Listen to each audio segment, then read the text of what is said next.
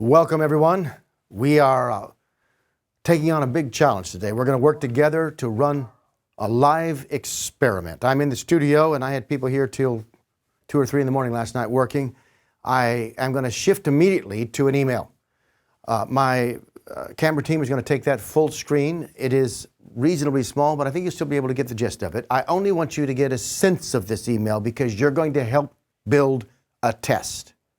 Now, when we began all this more than 20 years ago, and there was no one testing on the internet, we created a laboratory to conduct experiments. We ran 20,000 of these types of treatments and tests. And today, all over the world, there are optimization budgets. I remember when I first began and talked to various potential research partners, they didn't have a budget for such things. Testing was done in direct response. No one realized the power of the internet yet to really get into the mind of a potential customer. And to this day, many people treat the internet like a channel, when it is actually the greatest behavioral research laboratory in the history of the world. We're going to do some experimentation together. Many of you who are longtime subscribers or members of our community have participated in training and all sorts of events where we have talked about the conversion sequence, and we've talked about running experiments. We built certification programs, built industry standards, pioneered the initial concepts, and patented some of the testing protocols. But ultimately, we have never got online live in a format like YouTube and conducted an experiment like this.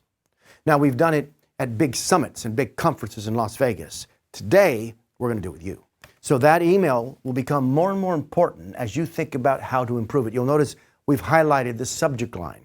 We've highlighted the opening line. We've highlighted the name of the session that the email is promoting. All of that we'll come back to, but I want to first ground this experiment in the work that's been done from our research library. So here is an excerpt from our certification course called The Fundamentals of Online Testing. And in it, you're looking at an email for a bank, and you can see the email differential, 161%. That is dramatic, particularly for an email. I could tell you more about this particular experiment, but let me just carry you forward. I want you to see the cycle of emails. So there's 161. There is 102%. There is another 32% lift. Now remember, these are compounding, and the power of the compounding math is remarkable. Think about an email campaign that you launched that continued to generate this type of upside.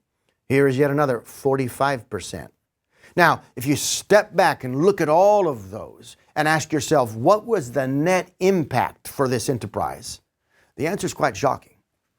It is 934%. Now you say, yeah, but that's just a testing number. What was the real world impact on the P&L? Well, I can't say too much, but I can tell you this testing series was tracked, its impact on revenue for 12 months. And the numbers generated not by us, but by our research partner were $117 million. That's $117 million of additional revenue from getting this part combined with the start of a particular application process for this partner. So think about that for a moment.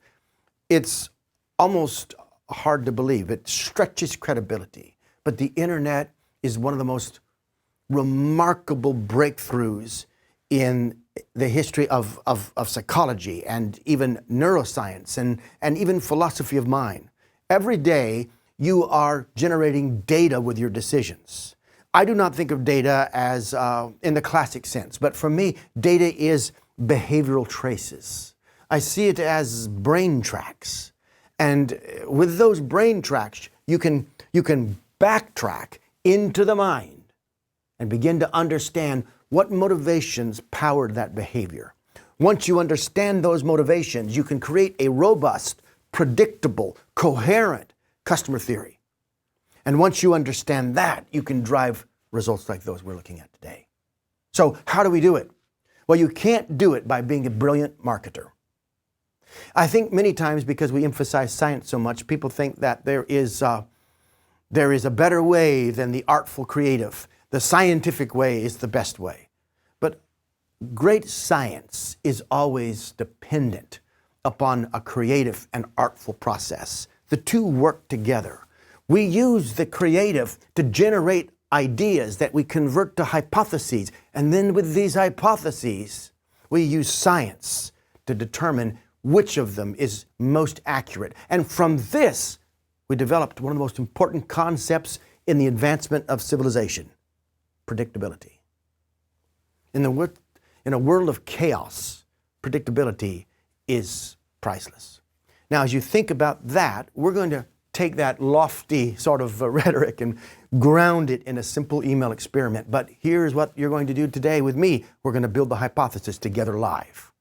So we want you to be very active using your chat function. We're going to ask you lots of questions. We're going to construct the experiment, and then we're going to run it and share it with you as it unfolds. So stay with me as I sort of focus us on our first and primary question. How can we design an email test that will produce valuable customer insights? Now, I can stop there for a moment, because you might expect those words in bold to be that will produce a significant conversion lift. But the conversion lift is just the result. It's a result of gaining an insight. If all you do is aim for a lift, you're going to leave most of the insights out of the mental equation, and thus you're going to lose the ability to maximize your conversion rate and achieve the highest impact. So, what do we need to understand in order to construct this test? Because if we do that right, we'll yield and we'll learn insights. And I'm trying to discover insights about our audience. I'm going to use an email from our own organization. And the only reason I'm doing that is because I can give all the permissions to share data and to be generous with the behind-the-scenes information that some companies would want to protect for confidentiality purposes. We'll talk more about that, because I want you to submit tests. And if you like what we're doing today, we're going to do more and more of these marketing experiments with you live. I've never thought of, or I never have been more excited about a way to really serve my audience and help them. Remember, when you tune into what we're doing right now, the goal isn't to impress you with our experiments or to show you how smart our scientists can be. The goal is to actually serve you with rich content that has an impact on your results.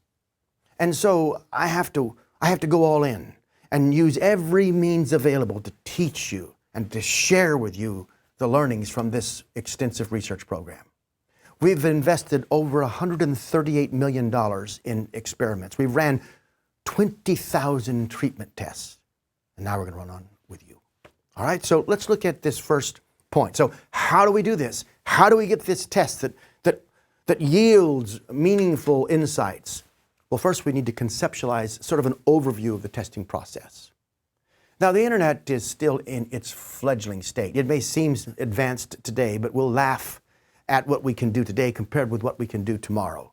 But even if you look at yesterday, we've come so far. I remember preaching the importance of testing years and years ago, decades, 2 decades ago, and still people found that difficult. In fact, it wasn't until 1993 that we actually had HTML and could construct web pages and then use those web pages to create illusions in the mind, turning zeros and ones into pixels, into pictures, into mental stimuli. Now, with that in mind, I want you to think about how we have progressed, because we've gone from no testing to most sophisticated and even new organizations engage in testing. But we do it so poorly. We don't have a rigorous methodology. What I'm sharing with you now is the process that we developed from running these thousands upon thousands of experiments. It's helped us build the largest library in the world, but more importantly, it's helped us refine our testing process until it is repeatable and it is methodical and it is powerful. And I want to share that with you. We teach this in our certification programs, and sometimes when I'm on these YouTube live sessions or in our video, our content, our blogs, our websites, all the ways that we disseminate information, I wonder, am I sharing too much? I've been told by business strategists, you give away too much of your content. I still disagree. And I'm not holding anything back. I want to share with you even what we teach in our courses, although they're longer and more depth with skills and quizzes and exercises. And so it's a different kind of learning experience. Take this process. And today, we couldn't teach every step, but we are going to engage in every step ultimately to produce this test. And we're going to focus today on the most meaningful step that you can contribute to as an audience. So I'm zeroing in. I'm zeroing in on a tight section here where we talk about test strategy. And I'm going to zero in further than that as we think about test strategy through the lens of the ultimate, the core, the epicenter of the test, and that is the hypothesis. Now, as I move there, I am able to embrace this second point. I'm rushing through the second point because we're going to take what you learn in this point, and as we move to the third, we're going to apply it together in an interactive set of activities to try and build out our hypothesis for the test. So as you're logging in, say hello on the chat feature, get ready to contribute, but most of all, pay close attention to what we do in this point so that we can apply it in the next point. Now, I want to start by just focusing on the word rich hypotheses. And as I do so, I want to warn you. So often, we test an idea or two. We change this, we change that. When I ask you online, what would you do to improve this page? What I tend to get, and it's okay because that's sort of how the format works. By the way, Tristan, hi back to you. And Sue, hello to you also. And Doug, good to have you back. I recognize your name. I try to familiarize myself with the names, and as you come back and attend repeatedly, we value that. We know that we're building true relationship. And so I appreciate you coming in, saying hi, and I appreciate you taking the risk or being courageous enough to enter your own feedback and to think with us out loud as a community. We've been building this testing community for years, and we want to continue to take it to new levels of expertise. So, here's the point I'd like to make as I get into this section. Probably the greatest failure I see when I review tests, and I have reviewed tests across the largest companies in the world, one after another after another. And what I typically see is when they do begin to test, they focus on a lift and they try some ideas. Well, that's better than zero, I think, in most cases, if the test is valid, which often it is not. But if it is, I applaud the energy, I applaud the effort, but it's completely insufficient. Because testing an idea just tells you whether that idea works or not. It doesn't tell you enough about the mind of the prospect. A good testing program is grounded in a coherent hypothesis, and that hypothesis is critical because when you discover if it's valid or not, if it seems to be true, then you begin to build a picture in your mind of the customer's mind. And once you have an accurate picture, even a semi-accurate picture, you're far more effective in your marketing efforts. You're far more effective in your messaging. So, let's look at how you build a hypothesis.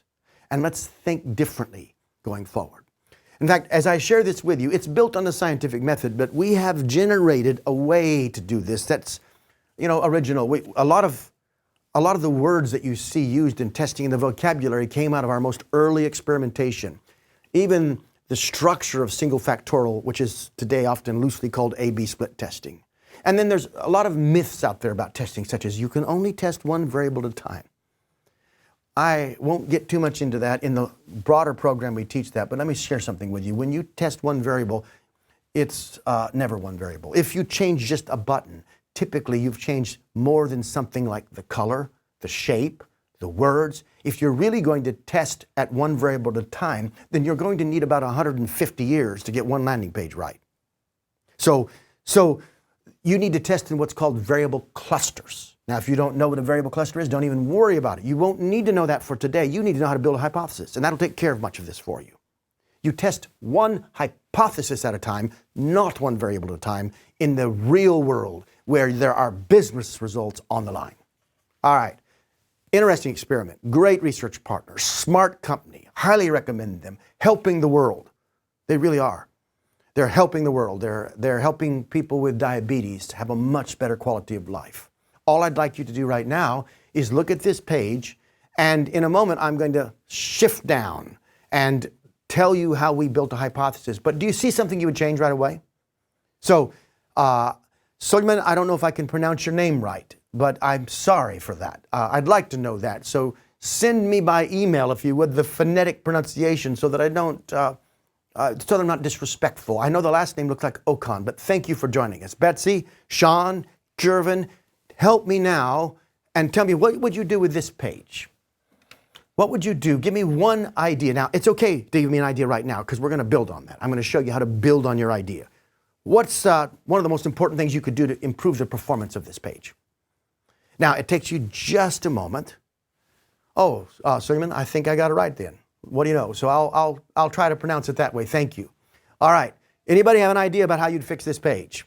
More white space. Now, Sue, can I say this gently? More white space is an interesting statement that brings me back to the magazine era. And one of the key pieces I'd want to point out for us to think about is some of what's right about our testing program are things that we learned in those days. Some of what's wrong are the so-called principles that we bring forward. I'm not saying you're wrong. More white space might be important. But here's a critical piece about that. And Susan, if I am, or Sue, if I'm, I don't want you to feel like I'm picking on you. I just picked you because you were the bravest person who spoke first, and I'm really grateful for it. But I will tell you this. The trick, the challenge is, how do you turn more white space into a hypothesis? And that is true. Sarah says less copy, and she says it with an exclamation point.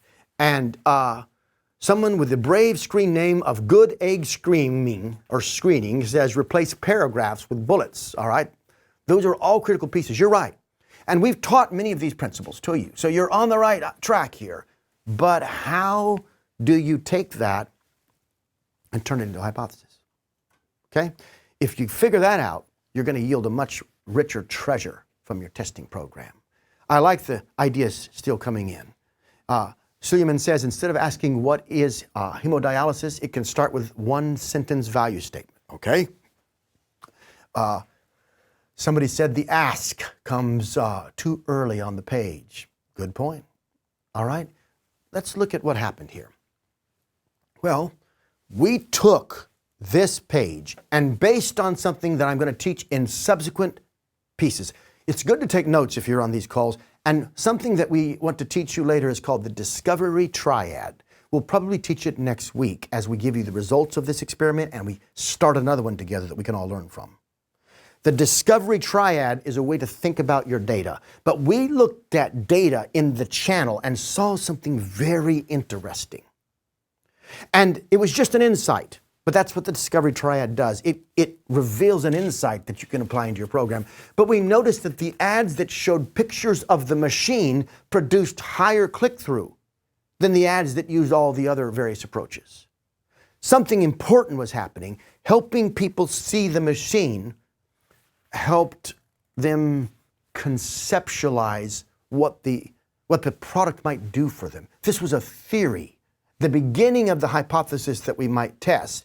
But what do? Instead of thinking, let's put a machine on the page and go forward, we built a 4-part hypothesis, and this 4-part approach was developed after years of research to make it simple for marketing teams to construct hypotheses that yield rich customer insights. So the if statement in this piece is a summary of what we're trying to do. And let's just look at how we summarize that in our hypothesis. If we emphasize the machine. Isn't that simple?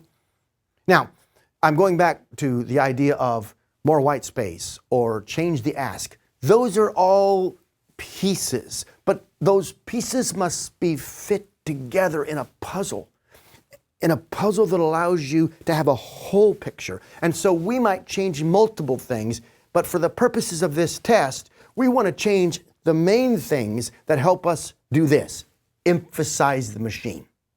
Now, if you were with me 2 weeks ago on YouTube Live, I spoke about the 3 things. We broke optimization down into its essential physics. And the essential physics of optimization can be thought of as add, remove, change. The only thing I can do to this page is add something, remove something, or change something. You'd be surprised how many millions, hundreds of millions of dollars we've generated in experiments by simply removing certain things. On the contrary, or to think about it in a different way, you'd be surprised at the millions of dollars that we've generated by just adding some things. But I always think about add, remove, change so that I can organize in my mind how I'm going to achieve the if statement. The if statement in this case was, how do we emphasize the machine? And so the by statement is going to lean on add, remove, or change to help people see or feel the impact of that machine itself. So here it is. By focusing the image on the machine, that's a change. We could have said add this or add that, but all this, in this particular test, all we did is change things. Focusing the headline on the machine, that's just a change. So we changed the picture and we changed the headline, and focusing the body copy on the machine. Now, smart marketers, people who are logging in, by the way, if this is good, if you're liking it, would you hit the like button? I'm learning how important that is in social, and also we need to build this community. We're going to learn more from each other if there's more of us involved. Now, listen carefully, because we are now starting to construct an important hypothesis, and I have a thinking question for you. Focusing three things. We focus the picture, the headline, and the body copy on the machine itself. Now, can you see a pattern there? What is it that we've done? Think about it for a second. You don't need to chat this back to me, but just in your own mind, I want you to see that we are moving many variables. Did you notice that? We're changing many variables. But what we're testing is one big idea, one key coherent hypothesis that groups those changes. Now, by the way, I would love to test one isolated variable at a time, and I might have to do that if I was a pharmaceutical company and I was trying to turn out a drug that doesn't kill people. But you're in business. You've got to hit quarterly profits. You've got to pay back your investors. You've got to pay your bills every month. And so you need a more comprehensive way. And we patented years ago something called a variable cluster.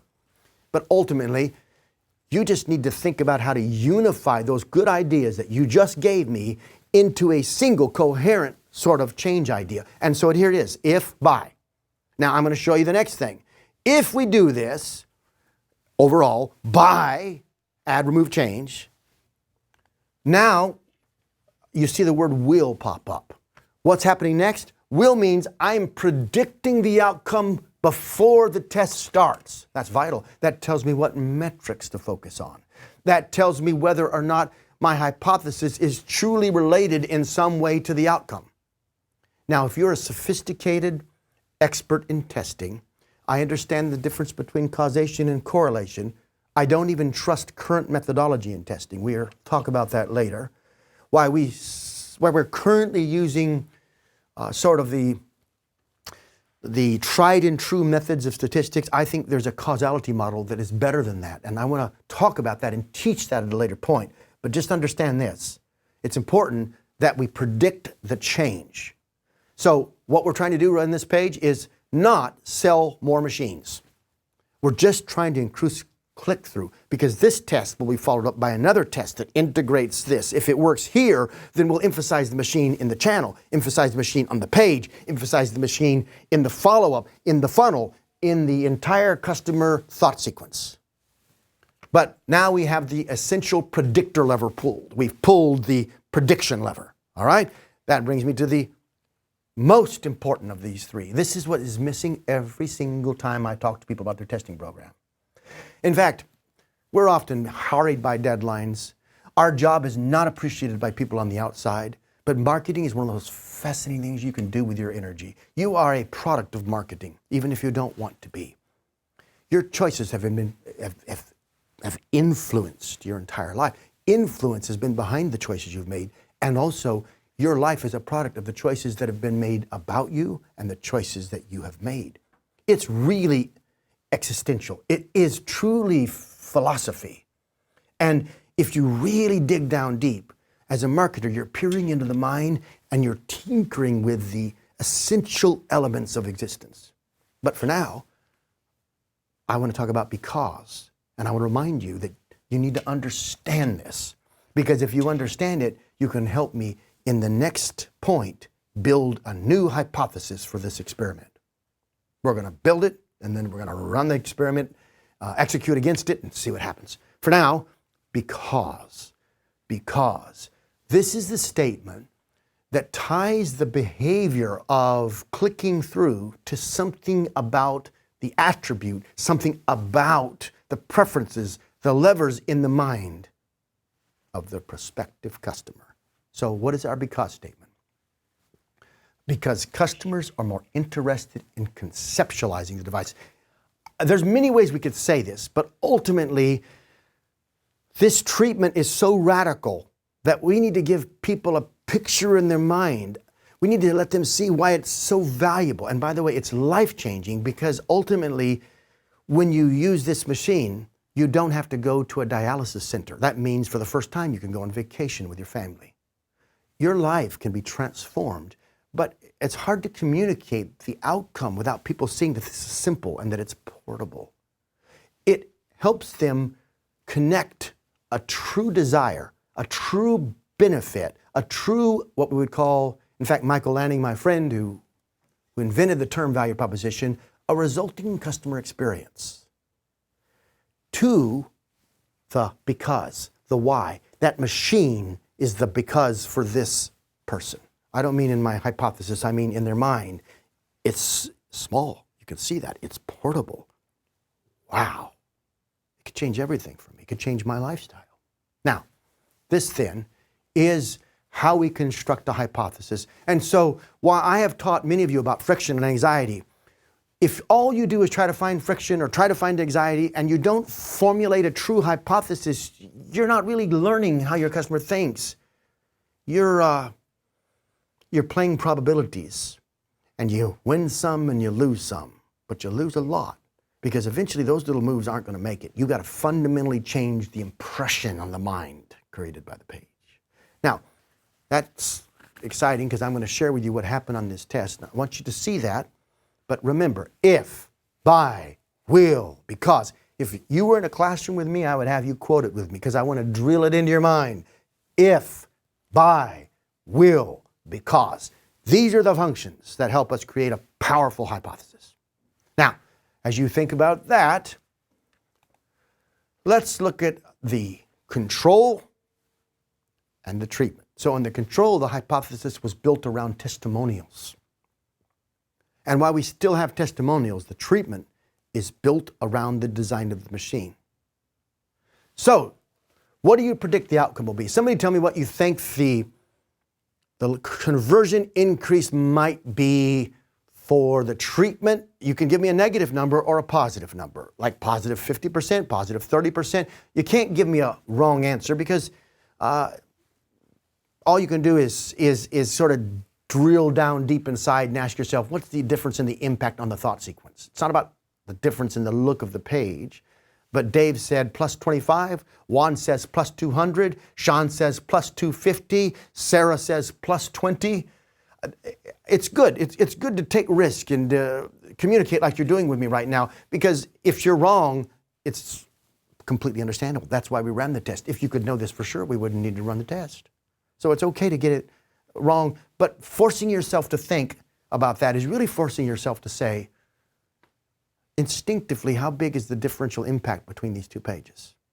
Now, we were excited about this test. We knew that we had something because we could see it in the data patterns. Remember, data is not about how much, data is about why so. We could see it in those patterns. So we ran the experiment, and I'll tell you what happened. Here we go. 41% decrease. Now, wait a second. I didn't really plan that to be tricky. It's just what happened. And if this were test some ideas, now we're stuck. We got to go back and, this test failed, and we got to get another idea. And I wonder what it is I don't know. And maybe I feel a little more insecure about my marketing ability. All of that is the wrong outcome. Because we tested the hypothesis, this test was a giant win. We knew we were learning something. This helped us understand critical key pieces. And if I were to unpack the data deeper, here's what you'd find. On desktop, we had a major increase. But on mobile, we had a major decrease. And the decrease on mobile was so bad that it eradicated, that it diluted, that it overcame, actually, the increase so that the net yield was a negative 41%. But then we went back and studied the difference in the mobile version and in the desktop version. And it was not just responsive design. So there was significant differences. The most significant difference was the absence of that image.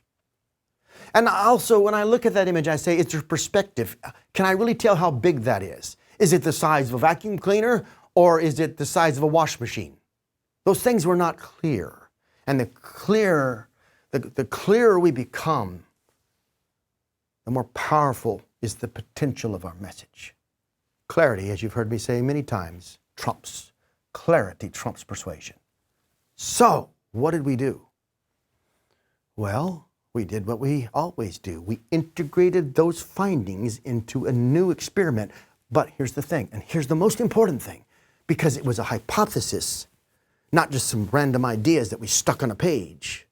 We were able to build on it, and we did. Now let's look at a new page. Here we go. 1, 2. Now, the new page has the device, but you can get perspective and size from the image. It has a headline that connects the picture of the image to the benefits: faster recovery, more energy, less stress in the heart.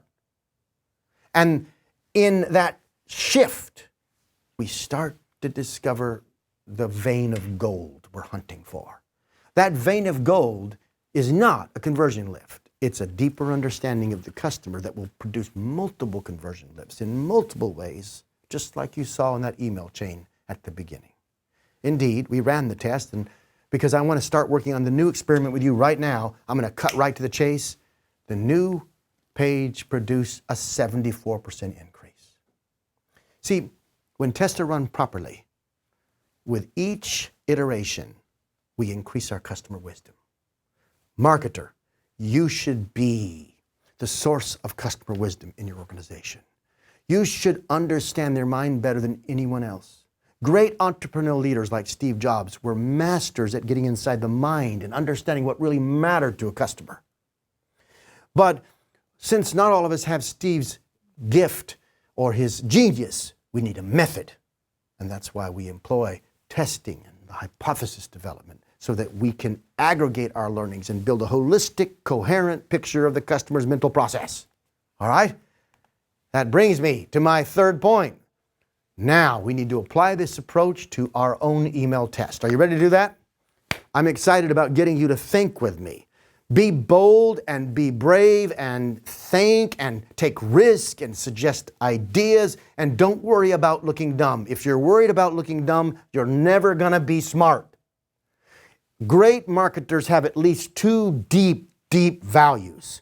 The first value is a sort of ruthless personal honesty. Because if you're not really honest, you're not willing to see what those behavioral traces, we call it data, what those behavioral traces are telling you.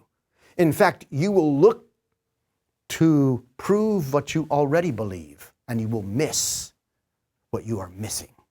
Now keep this in mind, because I'm going to take it forward and say the second critical attribute is an old-fashioned one, not so popular in society. We could use some more with our politicians, but an authentic humility. Because you got to be willing to embarrass yourself to do good science. You got to be willing to look foolish to do good science. And there are many scientists that have forgotten that, as they dogmatically fight for their current, what the Germans call Weltanschauung, or worldview, or paradigm. All right? So, here's the email. Let's get a test going. Paul, get ready with the test protocol. Okay? I can pull up the Word document too. All right. I want to remind you of the essence of this email, and I want to talk about its hypotheses, but I'm going to tell you what we're going to do first. Take me to the test protocol, just to sort of the test setup. So in 2006, we patented a test method. I'm not selling this, by the way, everyone.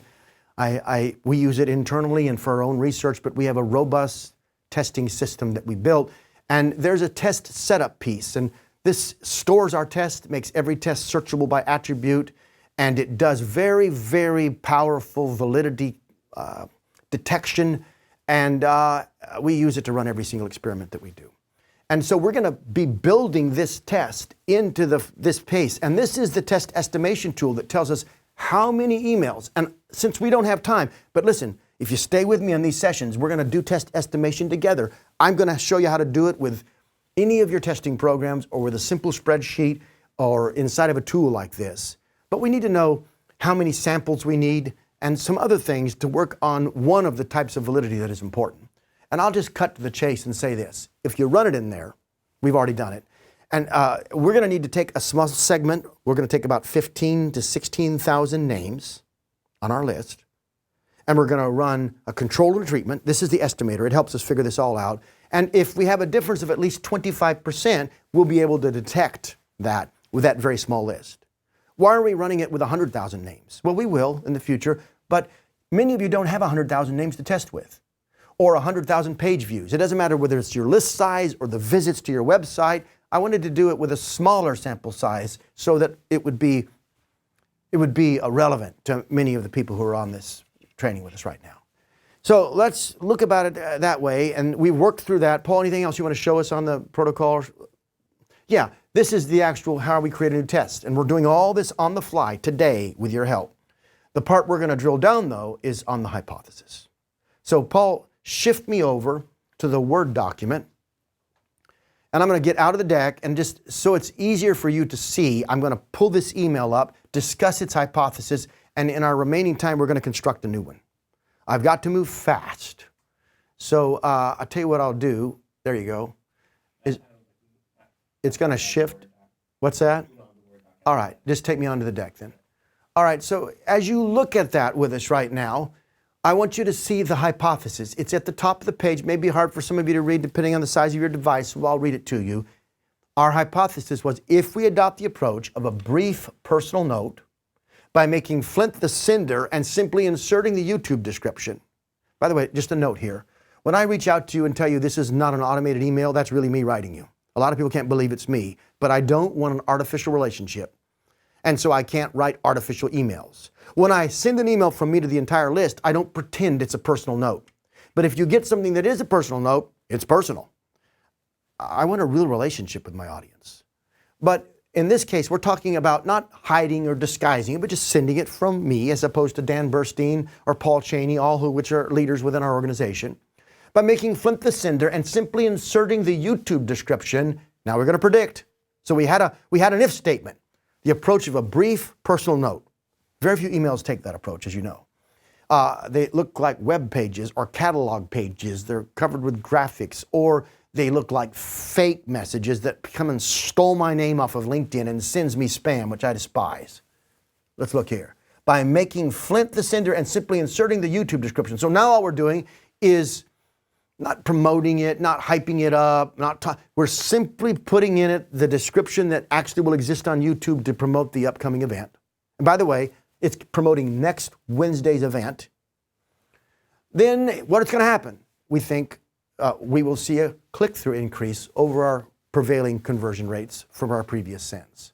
Why? Why should we see that? Now we're getting into the because factor, the predictability. Because the audience values hype-free, get-to-the-point personal communication. Now, that's our hypothesis, and we executed it in the subject line and in the way we put the body copy and in the simple opening line. I'll be teaching live on YouTube Wednesday at 1 p.m. However, I want to find a test that's worth running through probing your thinking right now. So I'm going to go back to my hypothesis formula and begin to ask you questions. Get ready. Get ready to type fast and give us your input. Paul, take me to I guess I can take myself there. We got to get a new if statement. And so the if statement is the kind of summary. So don't think about that now. Think about the by statement. Sometimes I do the by statement before I do the if statement. But what's the big change that you think you could make that could increase this email's power? Somebody give me an idea. And while you're doing that, I'm just going to answer Anzis, who says, so was it the change of the picture and giving it perspective? It was the change of the picture and the headline, both by changing the perspective of the picture and changing the headline. We're talking about the last experiment we looked at. We were able to help them connect the machine in their mind to the ultimate benefits and to sort of picture how the whole thing comes together, Oniz, if that answers your question. All right, Sarah's got me something. By changing the subject line to include a description of the training. All right, so that's an input. Sarah, as you're thinking about that, ask yourself, what is the overall change in the email? But let's look on. Okay, I see on this. Somebody else. What else would you change to make this email improve conversion in the sense of click-through? And by the way, if at first you're stuck, get radical. Don't walk down the same trail that we already did. Sometimes a radical redesign is the important way. There may be something really different in approaches. So the subject line by itself is like testing a simple idea, but I want to connect the subject line to the hypothesis of the whole email. Does that make sense? So sometimes if you want to keep the body, like for instance, if we wanted to focus only on the subject line, but keep the approach a brief personal note, then our hypothesis would all be about how the subject line is going to increase open and thus click-through, and that would be a very tiny hypothesis that we could test. But here's why we're not doing it right now. Because it's going to take something very radical to create a 25% difference. And we need at least a 25% difference based on the size of the list for us to get a detectable, valid outcome in our findings. And changing a subject line, even if it produced a 5 or 10% increase, wouldn't be scientifically accurate if we didn't have, at least that 25% benchmark number. So by adding Flint in the subject, all right, this is a good point. Juan said, what about adding Flint? And somebody said, Flint will be alive. Now, guys, actually, we're making notes. We're going to probably test some of these ideas, but if I test that, I'm still testing that within the constraints of my bigger hypothesis that a brief personal note from Flint, from me, will have more power than a different approach. So for just a moment, think about a broader change. What could you do very different? Think about the emails in your inbox. What could you do, even if you don't think it'll work right now, what bigger change could you make to the hypothesis? Any ideas? I'm watching. I feel your brains, the gears in your mind whirring as we wait, and I'm gonna help you think. What could we do? Somebody tell me, what could we do with images that we haven't done? What could we do with video that we haven't done? Jesus or Jesus says, talk about concrete benefits of attending the training. Okay, that is very different. That's a different approach. That's emphasizing all that they're going to gain from being there. What else could we do? Give something to the customer basis of email. Anzis, I don't know what you mean. I like where you're going, but cash that in. Help me understand. Give us some, write some more. And others, what else could we do? So I'm starting to see the basis, the core of a hypothesis that we could test coming from you, because audience is very interested in learning more about A/B testing. All right. So laying out, Sarah says, laying out what they're going to learn when they participate. So audience, let me ask you a question. Let's take what Sarah and Jesus and others have said here for just a moment. More about the training and less about the personal note. Sarah, you sort of summarized where I was going. Good call. So that's a hypothesis that we could start to build out. And I'm going to play with it for a second, but I don't want you to stop thinking. Give me some other ideas. Like, what could we do with video in the email? What could we do with links to previous training? Think, get radical, okay? But Sarah, we're going to cash in what you just said. Change the focus to be more about the training. Well, if that's the case, then our summary description would be, if we focus on the outcomes or the results or the benefits of the training by, and now let me tie that into what Sean said and what some others have said. Sean said display a winning treatment. By displaying a winning treatment. By listing, somebody said, the benefits. By listing the actual things they will learn. So, we're adding or we're changing. In this case, we would be adding a winning treatment, and we would be changing the description, or we would either keep the description that we have and add those benefits underneath it, or we would replace the description with the things that you would learn. And let me see what Betsy says. The intention to create a personal relationship with the reader is diminished by using first I and then switching to Flint. All right? That's an interesting observation, Betsy, and we'll take notes on that and see how that's a potential improvement to the existing hypothesis. Now, just to be clear, when testing, you are generally doing an incremental improvement on your existing hypothesis, or you're doing a radical redesign, a completely new hypothesis.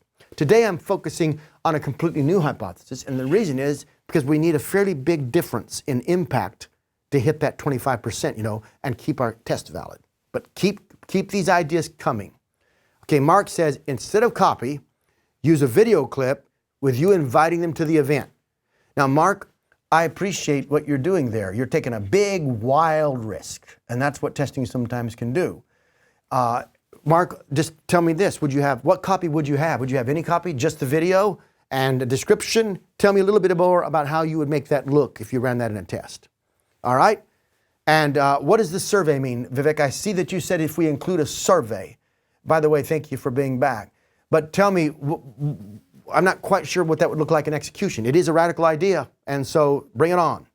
Juan says, if we adopt the approach of a live experiment. So you're saying emphasize live experiment more? I'm interested in what that would look like from you too.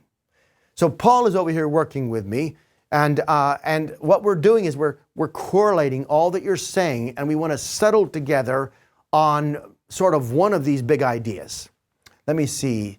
Shiliman says, by this episode, all I need to know was that you were going live and win, and the subject in the first line gave me that. Interesting. More than Flint and a personal note, it is the live experiment behind the scenes. So emphasizing live experiment, go behind the scenes. All right? Juan says, I like this. He says, I'll be able to see the magic. It's not that we necessarily use those words, we could, but he's tapping into something like deep down inside where you can see the behind the scenes magic, the stuff that produces those lifts that people don't generally talk about. It's sometimes useful to capture what you're trying to say in a phrase, even if that phrase doesn't end up in your copy. It helps you develop the epicenter of your hypothesis. Now, I'm going to just, from memory, group these up because we gotta keep moving. I need a time check from my team, and I want to. What's that? How long? So, let's talk about this. I'm going to break this into the current hypothesis. You know what that is. Let's call it a brief personal note. Another hypothesis is focus on the benefits of the training. Somebody also said, and this would be a radical difference, focus heavily on the video. Bring video to it. And I would say the third one connects to that training piece, and that was emphasize the live experiment behind the scenes. It could be a separate hypothesis, or it could be a part of here's the benefit. So audience, I want you to write something for me because we're going to vote. I need you to help me. We're going to tally up the votes. You're going to choose which hypothesis we test. So I'm going to break these into those four. I'm going to give them shortcut terms, okay? One is the video approach, all right? The other is the current, the one we're testing we already know is the personal brief. So video, the other is live, behind the scenes. The other is what you're going to learn about A/B testing. And the other is video. Did I say video yet? So the live experiment. Live experiment, behind the scenes, and the live experiment and behind the scenes, and then the training, what you'll learn, and then what's the last one? A video approach. All right. So, vote. Tell me which one you think we should do. Tell me which broad category, and then we're going to cash out our hypothesis. We only have a few minutes left, and I'll tell you what we do right after this. You can follow on Instagram. By the way, I don't know where my social media slide is. At the bottom, I can see it, but follow me on Instagram. I think my name is all you need. I don't have hardly any followers. We're just setting Instagram up, but it allows me to do little snips during the week of this test as it's running, and I'll update you, and I'll tell you what's happening. Okay, video. A lot of people are saying video. Video's winning right now. Okay, I'm gonna pick video. Now we have to have an if statement. Let's go to the buy. Buy. What are we gonna do? Are we gonna add video to the page, or are we gonna change the main body of the message? Would you keep the same description? Here's what I'm asking you to do. Description plus video. Is that the primary thing? Tell me yes. Tell me description plus video. And I've got someone pushing live experiment. We can emphasize live experiment in the description and the video and still get something here. Yes, says Betty, yes. So yes, video in an email, yes. You can send a link, Juan. It'll be an image. When they click on it, it'll take them right to the video on YouTube. Yes, description plus video, good. Description plus video. All right, so here's what we need to do then. Let's get, so if we help people see or preview something like this, and we'll refine this after we get off the call. Help people see what it's actually going to be like by adding a video to the page. Well, the will part is pretty easy. What's the will? We can prove that, but let's say by adding a YouTube live video to the page, we're going to see what? Everybody tell me, what's the will thing? What are we looking to do? We're looking to increase what? Increase click-through. So that's the will part is easy. Now let me go back. I'm watching all of you. We can, the description says it's a live test, but we can emphasize that more. We can add a video plus the description. But do you want to add links to any of the previous sessions? Should we focus one video? What are your thoughts on that? Because sometimes you can add, we could have 3 thumbnails at the bottom of the last 3 YouTube sessions, or we could have 1 video. So just put down 1 or put down more. And let me see what you think. 1, I see 2 1s. I'm watching, the video will be, Sean, the video is going to be one of my teaching sessions. When they click on it, they'll actually see one of these live sessions. But it'll just be that. It'll be YouTube Live. It's not like a sales video or anything like that. Okay, 1, 1, 1. Everybody says 1. So we're going to add a single video, and we're going to add that to the description to try and increase click-through. And is this about the video? Is the hypothesis, now think about this, is the hypothesis just that video is going to pull a stronger draw than just words? Or is the hypothesis that we're helping people get a better understanding, a better visual, better conceptual understanding of what this is like? Which might mean then we could talk about the live test, the video, and punch it up more. Which one do you think it is? 1, you could show more but keep a single click. Okay, good. But everybody's saying 1. So are you clear on my question? Understanding of what it's all about. Better understanding. Yep, you're right. That's the way it should be. I don't think just adding a video is the idea here. That's what a lot of people do, but they're missing the greater piece. Now, let me ask all of you the critical question that's going to help us get the because factor right. If we help people conceptualize what the learning experience is like, that's what I want so far, by adding a YouTube live video to the page, we're going to increase click-through because what? Why will that help? Tell me why. What is it about the customer? Because customers prefer what? Stephen says, because my face brings massive credibility. That's the funny meme of the day. Because my old face and my bald head. All right, persuasive video works. All right, because persuasive video works, someone said, what's my because factor? Because personal connectivity. Keep going. I need to know, your answer has to be about the customer. Because the customer prefers is a good way to start it, or because the customer wants, or because the customer is afraid of, or because the customer needs a better understanding of X. Somebody, what do you think that because? Because people understand what they're signing up for and how the session will work. That's pretty strong, Stephanie. Tristan says, because people buy from people. Good point. All right, but I think from a hypothesis standpoint, the Stephanie's line there, you can see it on YouTube. I'm not saying we have to stop there. Somebody else have a better way to say it. Go ahead and type in Paul's typing in what Stephanie said, because people will understand what they're signing up for and how the session works.